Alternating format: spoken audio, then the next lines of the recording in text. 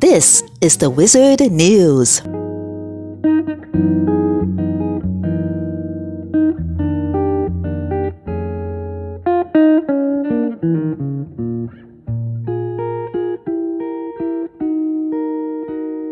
Chicago is among numerous voting jurisdictions across the United States with poor access to polling locations for disabled voters. Since 2016, the Department of Justice has entered into more than 3 dozen settlements or agreements to force better access in cities and counties under the Americans with Disabilities Act. The department's targets are almost certainly an undercount of the number of places with poor access, according to disability rights activists who attempt to track ADA compliance and complaints from voters. Several, including Chicago, either missed their deadlines without making all the requested changes or asked for an extension. Chicago's agreement with the federal government started in 2017, but has been extended twice. The current deadline is November 2024, the next presidential election. As of February 2023, the city had 302 polling places that complied fully with the ADA, and 327 with low accessibility or none at all for disabled voters. The expense of bringing aging buildings up to code is one challenge in complying, said Max Beaver, a spokesperson for the city's Board of Elections. Some polling places could be forced to close. People with disabilities make up about 1/4 of the U.S. adult population, according to the Centers for Disease Control and Prevention.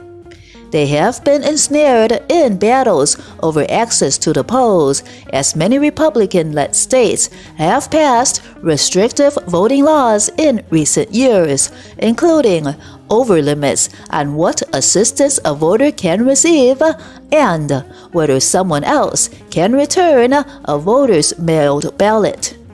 In Wisconsin, disability rights activists scored a victory when they filed a legal challenge in federal court after the state Supreme Court, with a conservative majority, ruled that only the voter can return an absentee ballot. The federal court said that ran afoul of the Voting Rights Act.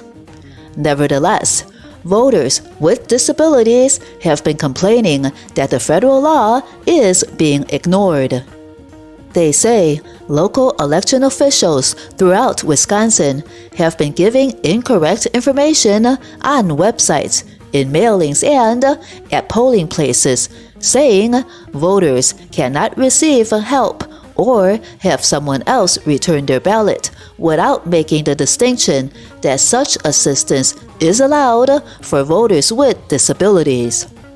Disjointed coordination between election authorities and disability advocates has been a persistent problem in Mississippi, especially related to reliable transportation.